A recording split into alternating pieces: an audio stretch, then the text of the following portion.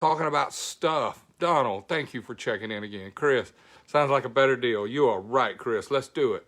Won't even cost you more money. We'll figure out a way to make it even more fun and get you some G-force that you need. I know it's a lot of G's, but if you're going to spend a lot of G's, you need to get a lot of G-force. Right? Okay. Hey, Michael, Harvey, thank you all for checking in. You know, I see some names on here. Donald, Chris, Harvey, Michael. Some of you guys I see daily, Brian too, every other day or once or twice a week I see your names come up, and I wanted to tell you, man, that's, if you want to make an old guy feel good, I really appreciate you guys following, and even if you don't agree with everything I say or half of what I say, it's just really nice. Doug, Christopher from Canada, yeah, all over, man. I got guys from everywhere. There's the 480 volt man right there, Jack. Yep, 480. That's like three-phase 480. Hey, Sam, Brad. I was talking about Brad last week, how tough of a race he had down there. That bike's been really good to you all year, and I guess it's all right to have one or two tough races, because I'm going to tell you, there's nothing easy about having the fastest or quickest bike in the world. If anybody out there has one and they think it's easy, you need to shoot me a message and let's talk about it. Hey, Mark, Champ, Bones, Doug, Daryl, Joe. Wow, okay, let's get a little more technical.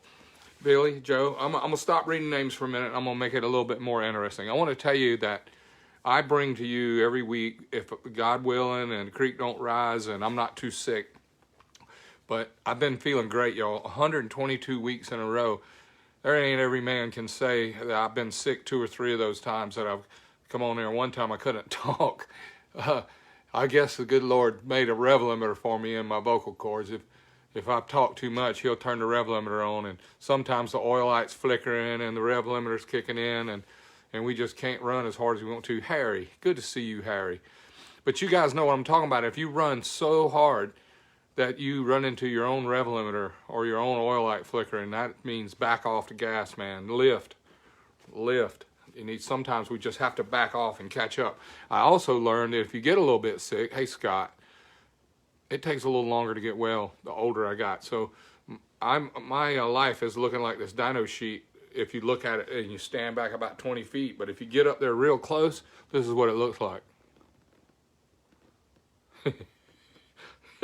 It's going up and down like the stock market. But if you stand back, it looks like this. And some of it is experience, some of it is age. But that graph tells you how many things I ran over, how many things I blew up, how many things I caught on fire, how many engines I toasted. I've blown up and burned up more pistons than anybody watching this show right now, other than guys that are using nitromethane or have used nitromethane in your life.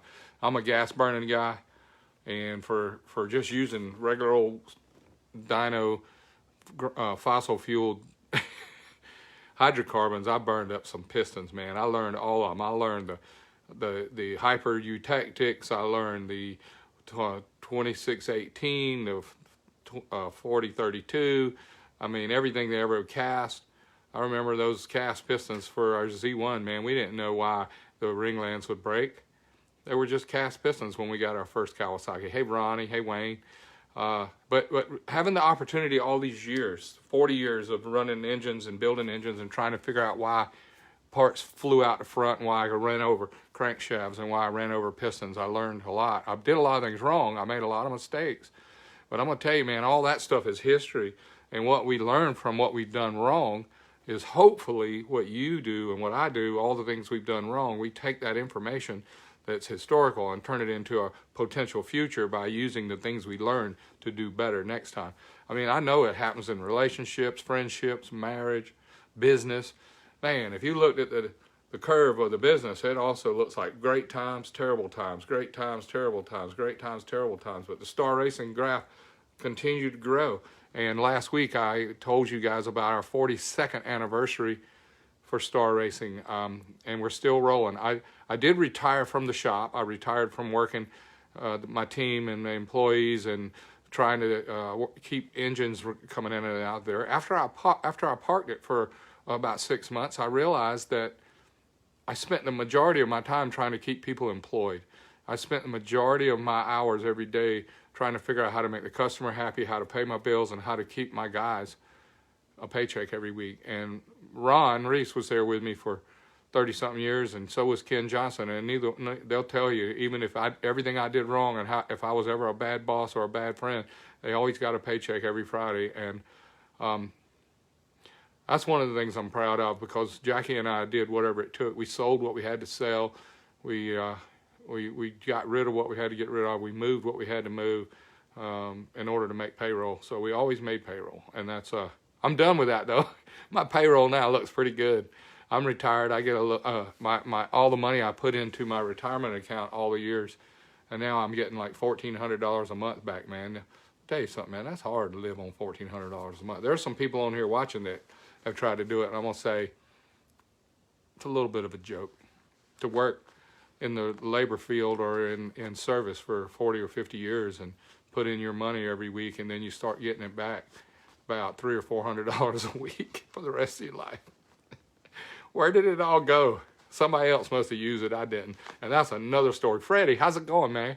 But anyway, during all these times, running over parts, blowing up parts, burning up pistons, breaking ringlands, I learned some stuff about it that I'm going to share with you. I'm going to quit all this monkeying around and telling you. But if you ever wondered why a guy that ran pro stock motorcycles for most of his career has anything to share with you, it's not about how my motorcycle ran. It's not about how the pro stocker ran. It's about the things I learned the hard way and the good way. I mean, we got a lot of trophies, and we won a lot of races, and we made a lot of friends, and we also made a lot of frenemies.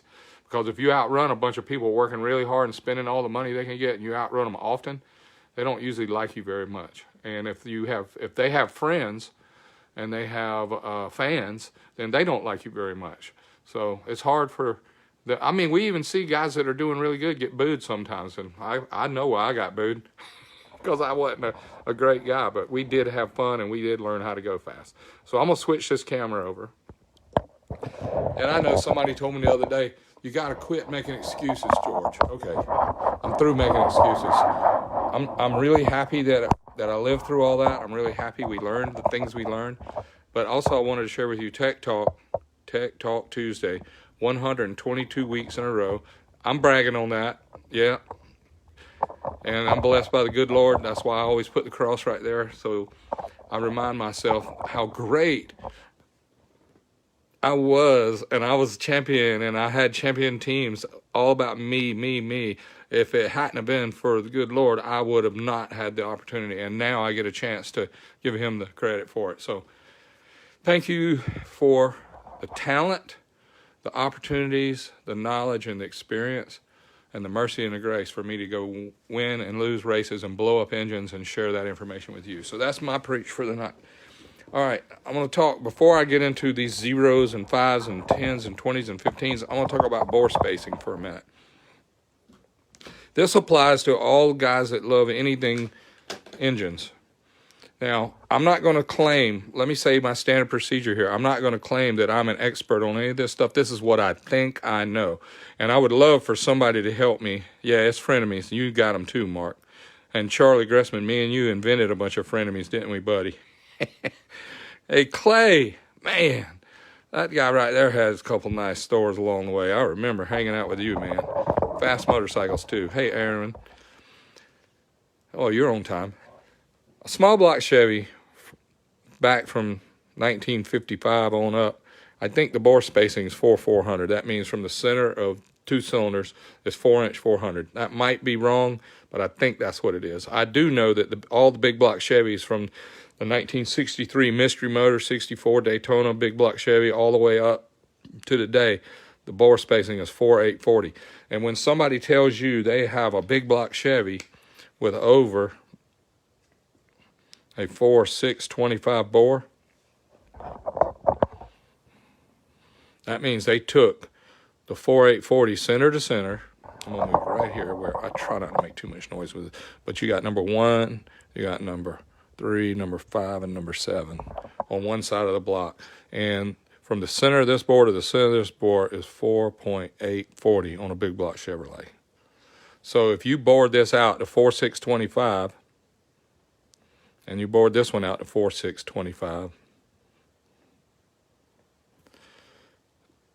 whatever's left when you add all that up with the what is that, 625 and 4840, it's not very much cylinder wall. And where I'm going with this and where I was trying to head to this is, after all these years, man, 40 years of polishing things, shining things up, roughing things up, putting rough stones on the hone, putting shiny stones on the hone, polishing pistons, putting coatings and all kind of cool things on pistons all the years, I learned that the most important thing was ring seal. Because Warren Johnson said it a long time ago, and I didn't understand it at the time, but it makes perfect sense now. You can put the $20,000 cylinder heads. You can get those guys that do the pro stock car stuff for everybody. I think it's, who is it now that the Fultz does them? I can't remember his name. But anyway, he's got the pro stock car heads all over, and then everybody copied them or came up with their version of it, and they got them scanned, and then they digitized them, and then they made tool pass, and now everybody's porting their own heads now. But they came from a guy that was able to get more air in the engine in the amount of time the camshaft would have the valve open, the piston would go down on the intake stroke, then the valve would shut while the piston's coming back up. How much ever that air was, this guy, Carl Fultz was his name, I remember. And what he had, CFE, you're right, Donald. What he had going on was a really great understanding of what the engine needed. And what we did as racers is we bored it out bigger. We did everything we could. Hey, Chuck. We did everything we could to wreck the engine with that much airflow. And when I say wreck it, we didn't say today I'm going to wreck this engine. No, we worked on the wrong thing. We worked on how to make it turn over easier. We worked on how to put lighter rings in it and lighter wrist pins and lighter pistons. And we forgot that if you cut this piston out and you make it a flimsy flyer and you bore out the wrist pin to a little thin, skinny little wrist pin, and you put little flexible connecting rods in it, and you bore and hone the bore as big as you can, and then you have a head gasket that won't even seal around this bore, but you got Carl Fultz or CFE or the best pro stock heads in the world, and you can't contain the pressure. You can't contain it when you suck it in with the most airflow, time it just right, slam the valve shut, squeeze it all the way tight, light the spark plug, make it go bang, and then instead of pushing the piston down with all that potential, it blows by the rings. Cylinder walls don't seal, the rings don't seal, the piston bends, the wrist pin bends, the connecting rod wavers, and all that stuff. It leaks out the head gasket, it leaks around the rings, it leaks on the cylinders, and the blow-by. So all that work you did and all those trillions of dollars you spent to get the airflow in, we just didn't use it right. So back to this, the guys make these as big as they can and make the cylinders a little bit too thin. And when I say guys, I'm not talking about everybody. I'm just talking about the people that lose sight of how important sealing it up is. It's like if you spent all your money on hydraulic cylinders to make your backhoe work, but it looked like it was taking too much pressure, so you put lighter oil in it, and then you cut the seals to cut down on the friction, and pretty soon you've got a slobbering, leaking son of a gun where it don't have any strength at all. A hydraulic cylinder with bad seal it's like a racing engine or a motorcycle or a car engine with crappy rings and crappy bores and flexible. The cylinder walls, y'all, flexing, the pistons flexing, the rings flopping around and being loose in the ring lands. I know I talk about this a lot, but I cannot emphasize how important this is. And we lose sight of it because we read the internet. And I want to be the guy today that talks to you about, yes, you got the best cylinder heads in the world. Yes, you can send them to that guy and he will make them flow more. Yes, you can send them over there and get some big valves. I see names on here. I see names of people that make cylinder heads really good. But that's not the only game in town. If you were trying to win a flow bench race, you would be the winner. But if you're going to try and win a dyno race, that's also, you might be able to do good if you can figure out how to do it. But the guy that wins the races, that lights the scoreboard up, you got your car and you go in the half mile from a roll or from a dead stop, or you're racing buddies with your motorcycle and you want to be in front, it takes the whole picture to do it. Big block Chevy, 4840, about the biggest you can go with a nice ring seal. It's 4600. Yes, all you guys out there, they're selling those big pistons. I see 610s, 4620s, 4630s. Yes, that's bigger bore, bigger bore. Bigger bore is great, but man, keep that cylinder round, keep it straight. Then they decided that since everybody was ruining the blocks going to a 4840 with the biggest bore, they came out with this new Pro Stock block. When I say new, this was 30 years ago, came out with it, and NHRA made it a 4,900 bore space. So that let everybody put 4,700 pistons in, but you couldn't really put 4,700 pistons in it because it would wobble around in the water jackets, and it wouldn't cool good and it wouldn't seal good, because if you put a 4,700 bore in this, that's 140 divided by 2. That's only 70 thousandths of cylinder wall to contain over 1,000 horsepower. So they went to a 4,900. Now, I see Pro Stock car engines out there, and the guys are running 4-inch 730, and there may be some sneaking up bigger than that, but they are flirting with disaster on losing ring seal here. Then they came out with the Pro Mod engines, where they took the Hemi and the big block Chevy and made the blocks longer, and they put a 5-inch bore space on it. So you could put 4,800 bore or 4,750, and you could have over 100 wall thick trying to seal it up. You motorcycle guys that are watching, you're wondering why I'm going here with all these bore spacings, because the exact same pistons and the exact same rings, that we use in our Milwaukee 8s and our twin cams and all these other engines, those are the same parts that we use in our motorcycles. We use the forgings, we use the rings, and it was developed right over here. Now, the biggest and latest, I hate to keep bumping this camera, is the Pro Mod 5300. Now, that's the biggest engine going. That engine is so much longer. I mean, it's one V8, the big block Chevys, it's about, I don't know exactly how long it is, but if it's got 4 cylinders that are 4,840 between them, this one is so long and so wide, it has 4 cylinders that are, each 2 of them are 5.3 inches apart from each other. So that gives you a bigger bore, a lot of cylinder wall, a bigger bore, a lot of cylinder wall, and that makes a big engine. So you can run, I think they've got them up to 5-inch bore, maybe some 5/100s. Those are pretty scary. A 5/100 bore is pretty scary. And then when we started the S&S Pro Stock engine back in, I'm looking at some of these names and some of these questions going by. There's so much good stuff coming by while I'm trying to talk. It distracts me, and I try my best not to read this while I'm talking. And I'll answer some of these questions later, but let me tell you what happened when we got the S&S Pro Stock engine in 2004. It came stock from the S&S factory.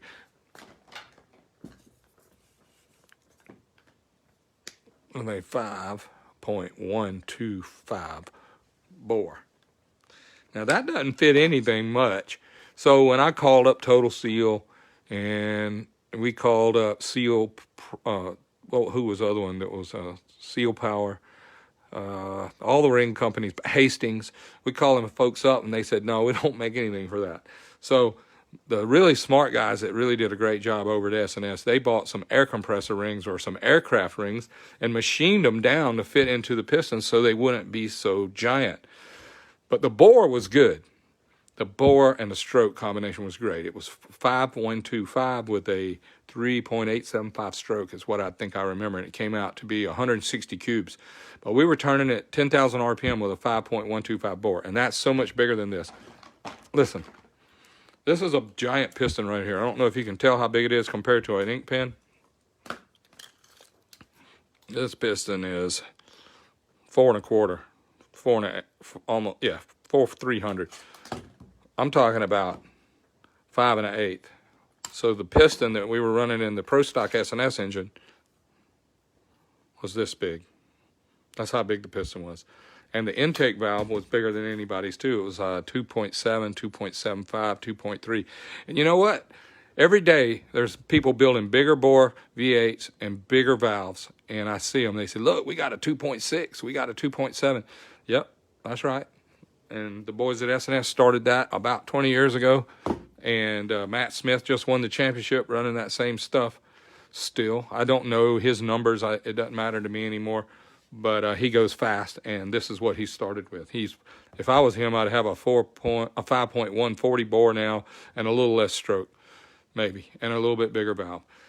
But so that I don't run all y'all off, ring seal, cylinder wall stiffness, piston integrity, the ring being able to stay 90 degrees to the cylinder no matter how fast you're going, and if your heads make a lot of power and your heads flow a lot, That's just on the flow bench. If you can't contain it above the top ring, if you can't keep it on top of the piston and turn it into energy and pressure, it's useless. It's like that leaky hydraulic cylinder.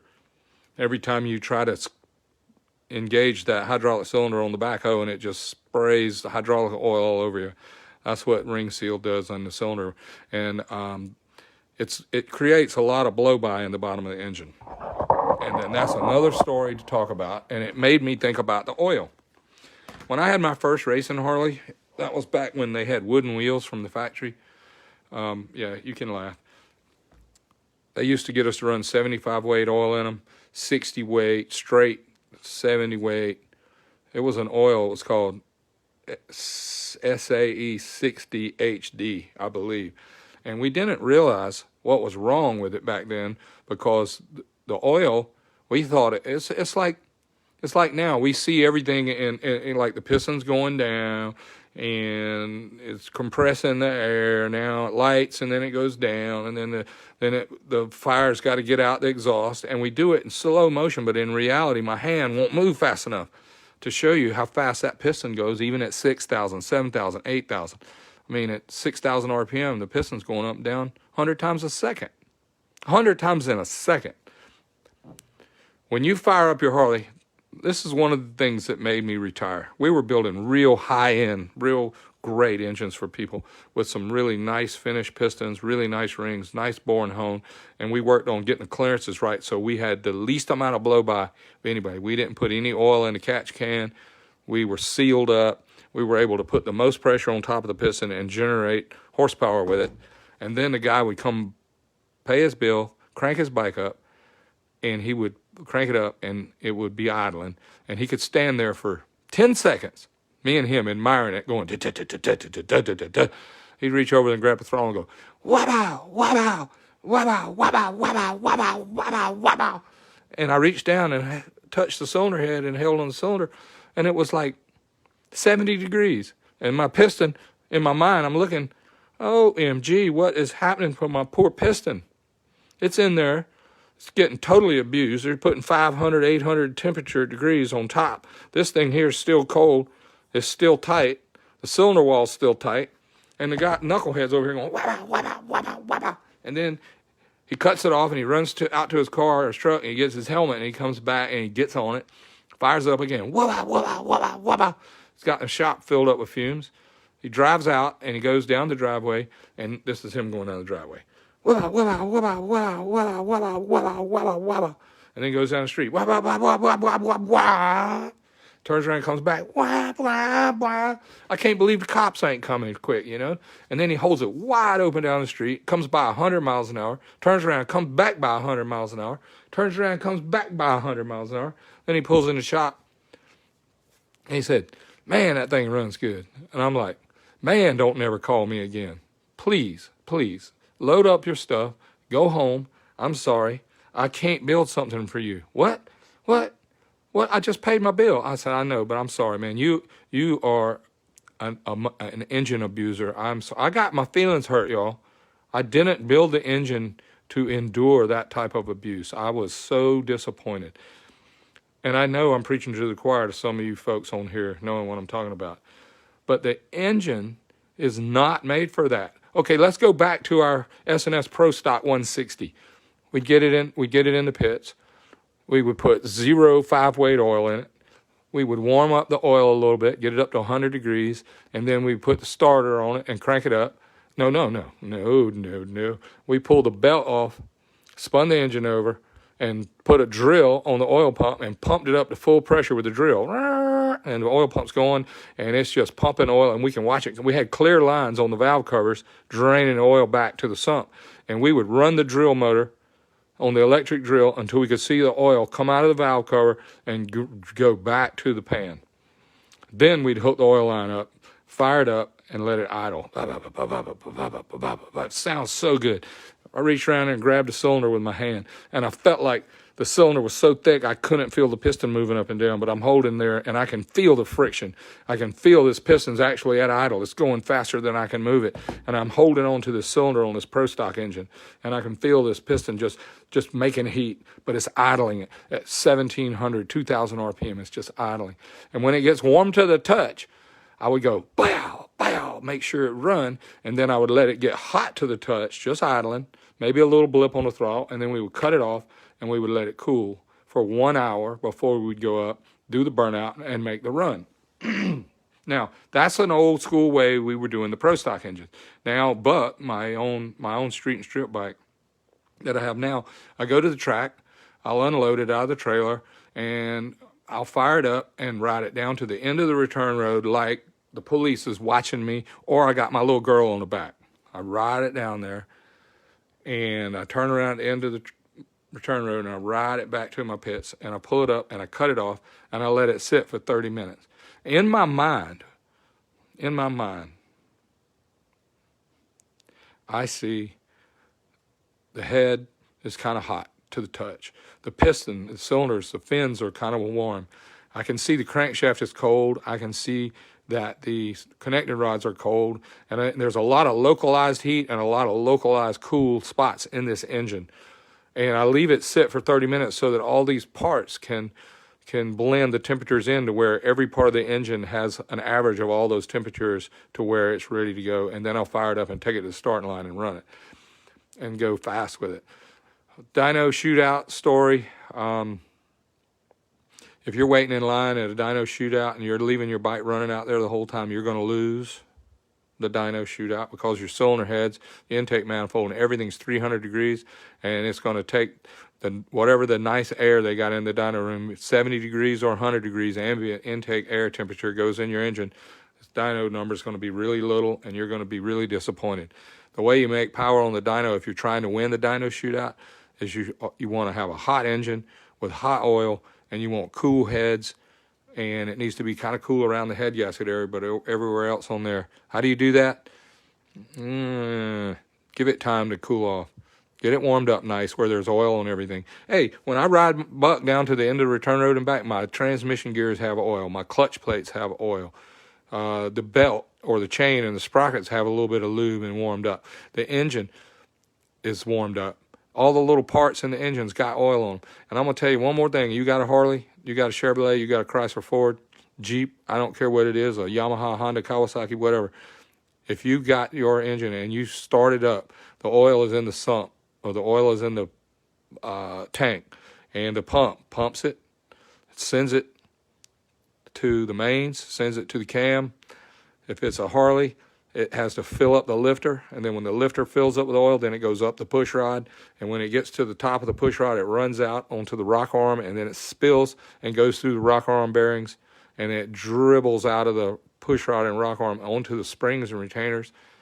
And if it's been sitting up like in a showroom floor or sitting in the shop for weeks and weeks and weeks, that stuff is dry, y'all. It is dry. And when you crank it up and rip it and rip it and rip it and over-rev it and take it down the road and floor it, you are killing your engine. And it won't blow up today, maybe. It won't blow up tomorrow, maybe it won't. But it's going to blow up sooner than it should because you treated it like something you hated. When you buy a set of these, you should fall in love with this stuff first before you go out there and try and kill it. Anyway, I went off on a tirade, and I got up on the tire, and I left a lot on the table, and I am going to let my pulse rate go back down, and I want y'all to practice being nice to your engines and to each other. And I got on my Christmas socks. Everybody remember, it's time to give and to be nice to each other. I put on a post on Facebook today. Please be nice. Please be kind. Be considerate. We don't need to throw everybody under the bus. If they don't agree with us, it's okay. If you don't like any of this stuff or you don't agree with it because you have different experiences, I love you anyway. This is just my opinion, okay? You guys have a great week. Thank you so much for tuning in for Tech Talk 122. And may God bless y'all. Have a great night. I'll see you soon.